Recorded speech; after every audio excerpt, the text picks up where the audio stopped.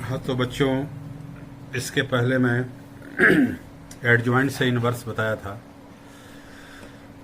उसके पहले एलिमेंट्री से इनवर्स बताया था, एलिमेंट्री ऑपरेशन। कई बच्चों ने कहा कि एलिमेंट्री आचार्य जी नहीं समझ में आया है, तो इसके बाद में उसको एक बार और समझाऊंगा। थोड़ा सा टेढ़ा है, तो टेढ़ा क्या है, कंसंट्रेशन वाला है वो।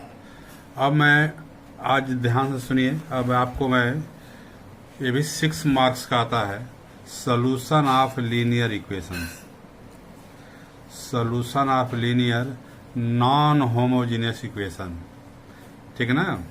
बाई, उसको मैट्रिक्स मेथड बोलते हैं, और फाइंडिंग इनवर्स मेथड और मार्टिन मेथड, ठीक है ना। एक ही मेथड है, इसको ध्यान से कर लीजिएगा। ये भी 6 मार्क्स का आता है। जैसे क्वेश्चन पूछेगा, find the solution of linear equation by Martin method, या बाई मैट्रिक्स मेथड, और बाई फाइंडिंग इनवर्स, सबका मतलब एक ही हुआ, ठीक है ना। लीनियर मतलब 1 डिग्री इक्वेशन। देखो equation a1x plus b1y plus c1z equal to d1, a2x plus b2y plus c2z equal to d2, a3x plus b3y plus c3z equal to d3। अब चूंकि इसको मैट्रिक्स मेथड से करना है, इसको मैट्रिक्स में अरेंज करेंगे, ठीक है ना। तो ये इसको बोलते हैं कोफिशिएंट मैट्रिक्स।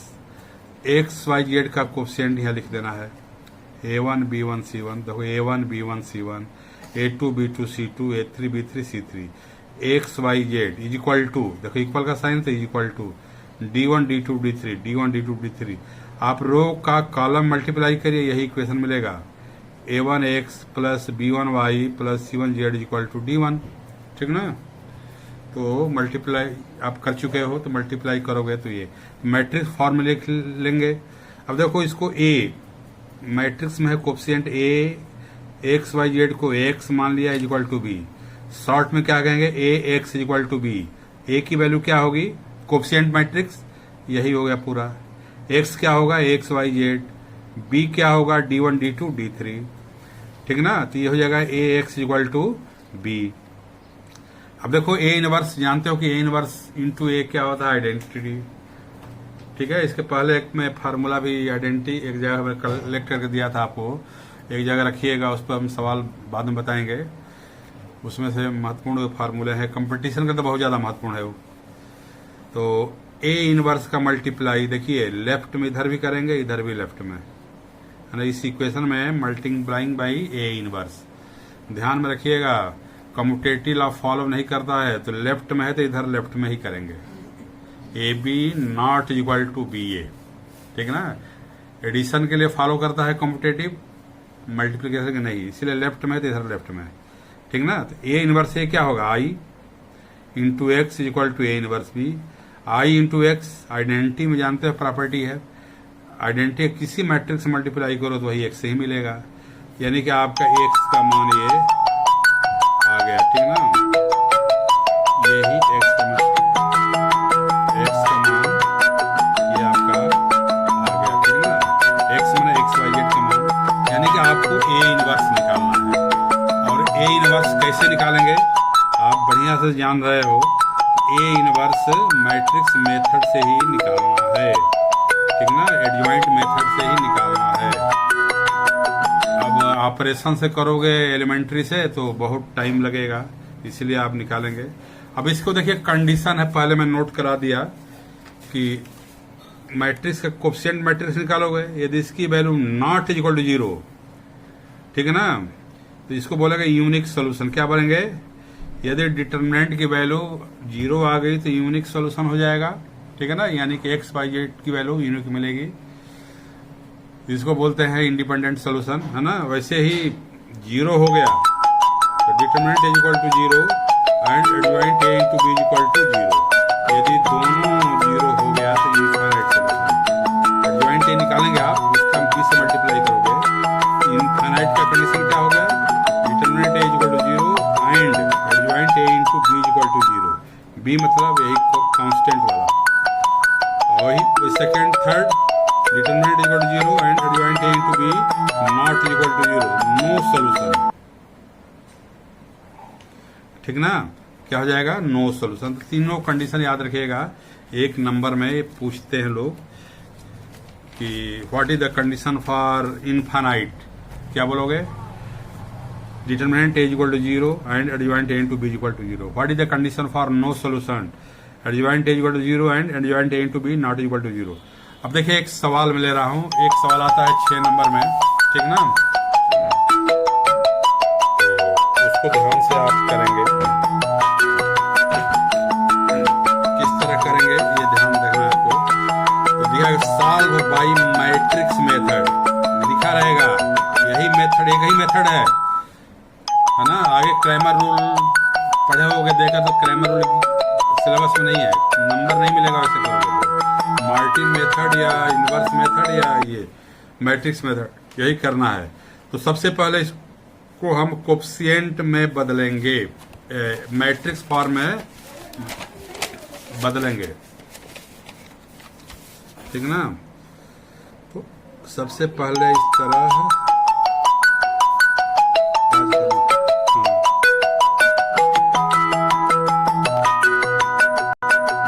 हाँ, तो बच्चों किसी का कॉल आ गया था, बीच में डिस्कनेक्ट हो गया।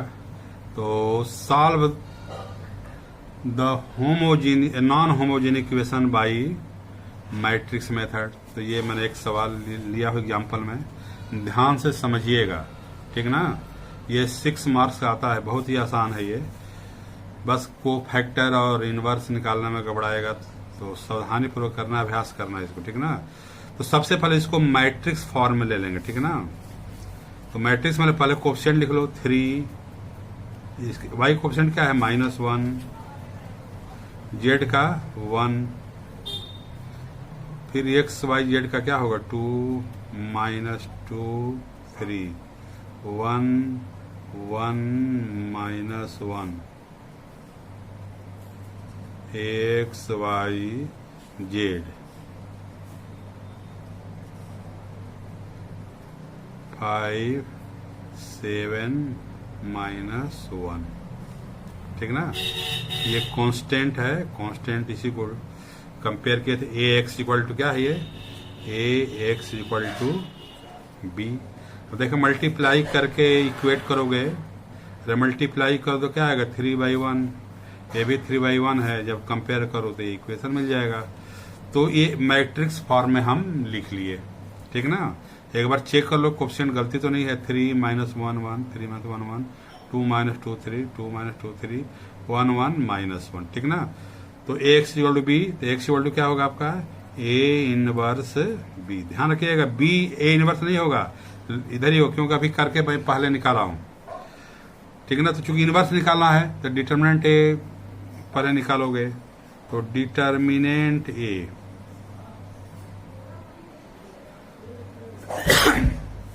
क्या होगा 3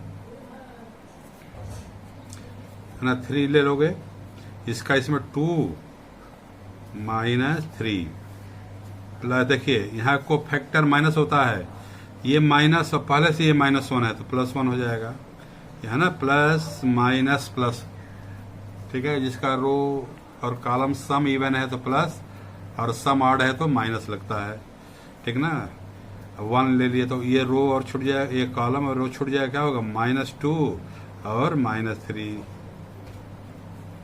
और ये हो जाएगा +1, ये छूट जाएगा, क्या होगा 2 और +2, कितना हो जाएगा ये -3 हो जाएगा, माइनस क्या हो जाएगा ये 5, और ये कितना हो जाएगा +4 इज इक्वल टू कितना है -4। देखिए not is equal to 0, so system of linear equations have unique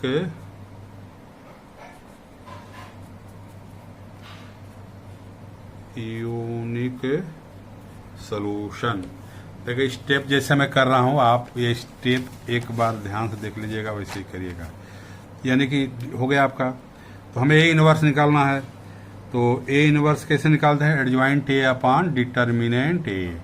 adjoint क्या होता है? Transpose of cofactor. याद रखिएगा, पीछे मैं बताया हूँ थोड़ा सा, जिसके बाद में जो जुड़े हों तो दूसरे से उसे मांग कर देख लो, किताब से समझ लो, ठीक ना। समझने का प्रयास किए, आपकी जिम्मेदारी है, ठीक ना। या कोई और यूट्यूब चैनल से देख करके भी आप उसको बढ़िया समझ सकते हो। तो देखिए कोफैक्टर पहले निकाल रहे हैं। ए कितना है, पहले ए लिख ले रहा हूँ। 3 -1 1, 2 -2 3, 1 1 -1। चलिए तो C11 C12 मैं बताया था ना, पहले इसे लिख लोगे। C13 C21 C22 C23 C31 C32 C33। अब पहले ही साइन लगा दो, बताया, अभी जस्ट बताया हूँ। दोनों का सम इवन है तो प्लस रहेगा, तो प्लस लगाते नहीं है। ऑड है तो माइनस। देखिए सम क्या है? इवन है तो प्लस, ऑड है तो माइनस, प्लस माइनस प्लस, है ना। ये क्या हो जाएगा? माइनस। देखिए पहले से मैंने साइन लगा दिया कि छूटने का डर ना हो, क्योंकि एक प्लस माइनस से ही घबराता है। तो अब इसका इसमें मल्टीप्लाई करो, इसका C11 first row first column छोड़ना है, जो बचेगा माइनर निकाल दो। तो 2 - 3 कितना जाएगा? -1, ठीक ना। चलिए ये रो और ये कॉलम छोड़ दो, तो -1 और -3 का -5। ये माइनस प्लस है तो क्या आ जाएगा? +5। समझ गया ना। वैसे ही 1 3 ये 4 आएगा, कर लो। 2 4 जाएगा। देखिए यहाँ 4 आया था। 2 1, तो 2 1 क्या हो जाएगा? तो मतलब second row first column, second row first column 1 और -1 0 हो जाएगा। तो -0 और 0 एक ही बात हुआ, +0 दोनों बातें हुआ, ठीक ना। फिर 2 2 सेकेंड रो सेकेंड कॉलम क्या जाएगा? 3 -3 और ये -1 -4 कितना जाएगा? -4। 2 3 सेकेंड रो थर्ड कॉलम, तो 3 + 1 कितना जाएगा? 4 है। आप माइनस प्लस लगाए हो, -4 हो गया, ठीक ना। 3 1 कितना हो जाएगा? 3 1 मतलब थर्ड रो फर्स्ट कॉलम, तो 3 -3 + 2 -1 हो जाएगा, ठीक ना। 2 3 2 थर्ड रो कितना जाएगा? 9 -2 7 -7 माइनस प्लस लगा है।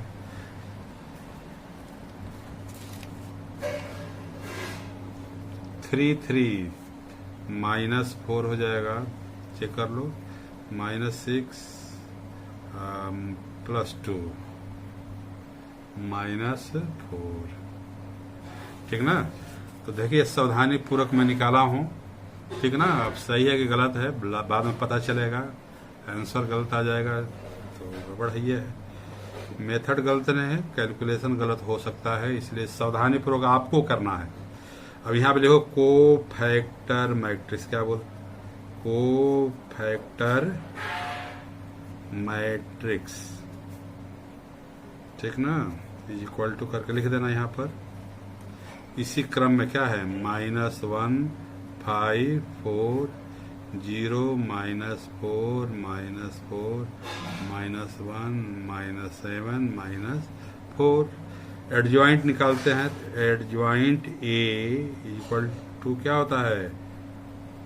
ट्रांसपोज ऑफ कोफैक्टर मैट्रिक्स, ठीक ना। तो ट्रांसपोज कर दो।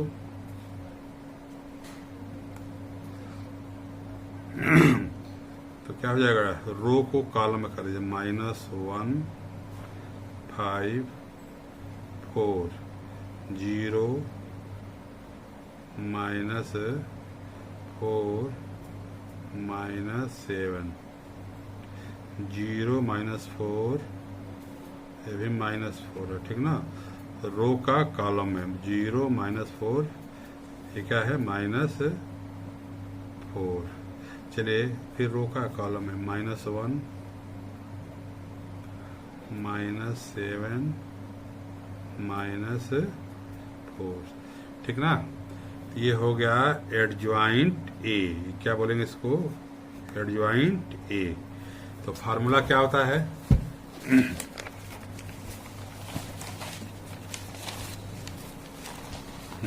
अभी एडजॉइंट ए क्या निकाले हैं? एडजॉइंट ए अभी अभी निकाले हो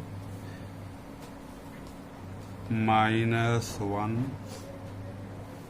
0 -1 5 -4 5 -4 -7 4 -4 एडजॉइंट हो गया। फार्मूला क्या होता है इनवर्स का? A inverse is equal to adjoint A upon determinant A. अभी अब आप डिटर्मिनेंट निकाले तो कितना आया था? -4, ठीक ना। तो 1 अपॉन क्या हो जाएगा? -4। और अभी एडजॉइंट अभी अभी जस्ट निकाले हो, कितना है? -1 0 -1 5 -4 -7 4 -4 ये हो गया आपका ए इनवर्स। ए इनवर्स में ही टाइम लगता है, ठीक ना। यदि आपको चेक करना है तभी फार्मूला इस जस्ट पहले मैं आपको एक डाला हूं फोटो स्टेट करके। डिटर्मिनेंट ए इक्वल टू क्या था? 1 अपॉन डिटर्मिनेंट इनवर्स। जैसे अभी इसका डिटर्मिनेंट की वैल्यू -4 आई थी ना, तो इसका आएगा 1 अपॉन -4 आएगा, ठीक ना। ये पहचान कर लीजिएगा।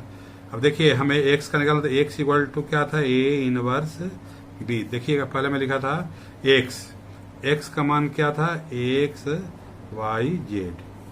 ए इनवर्स तो -1 अपॉन 4 क्या है? -1 0 -1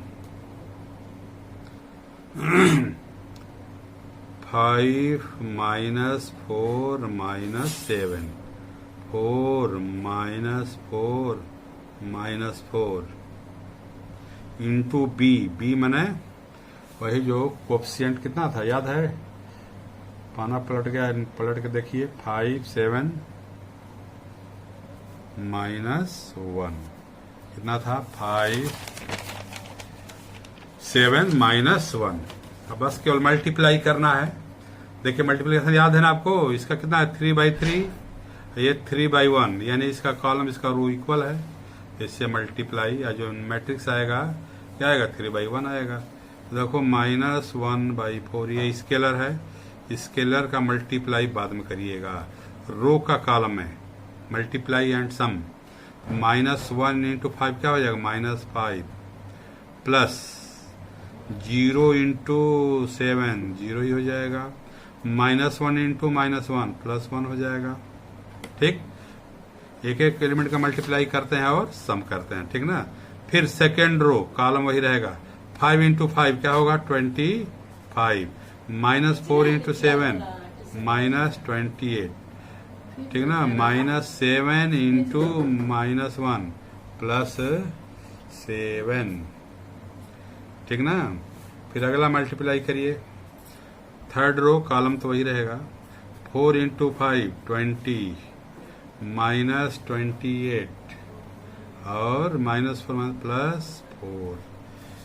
तो ये मल्टीप्लाई कर दिया आपका, तो -1/4, ठीक ना। सम करिए तो -4 हो जाएगा। ये हो जाएगा 4 हो जाएगा। ये क्या हो जाएगा? -4, ठीक ना। तो ठीक ना, सम कर दिए तो ये आपका कितना आएगा? 3/1 XYZ। अब आपके स्केलर 1/4, स्केलर में जिसका रो कॉलम ना हो, रियल नंबर है, मल्टीप्लाई कर दो अंदर में, सभी में करेंगे।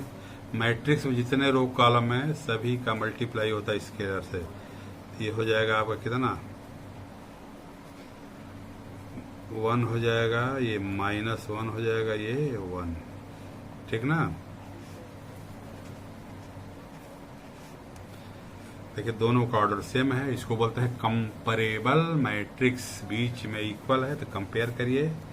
x इक्वल टू क्या हो जाएगा 1, y इक्वल टू क्या हो जाएगा -1 और z इक्वल टू क्या हो जाएगा 1, ठीक ना। अब ये सही है कि गलत है, यही आंसर आपका आ गया है। आंसर लिख दीजिएगा, ये इक्वेशन में रख लीजिएगा। जो इक्वेशन है ना, किसी एक में, एक कम से कम 2 में रखिएगा तो गारंटी है। 1 में रखोगे तो सही है, 2 में रख लो तो एकदम फिक्स मोहर लग जाएगा सही है, ठीक ना। तो सेटिस्फाई कर देगा तो सही है, नहीं कर रहा है तो यूनिवर्स में कहीं ना कहीं गलती की है वो। तो मेरे ख्याल से आपको समझ में आ गया होगा, तो उसको मैं पुनः एक बार मैं रिपीट, चलो प्रयास करिएगा एक बार और, इसके बाद मैं समझाऊंगा, ठीक ना। मैट्रिक्स फॉर्म में लिख लोगे, उसके बाद इनवर्स निकालोगे adjoint A upon determinant A के द्वारा, और एक इक्वल टू क्या होता है ए इनवर्स बी, ठीक ना। ए इनवर्स बी जितना मैं किया उसे करिए, और ध्यान से देखिए, बात को सुनिए और समझिए, ठीक ना।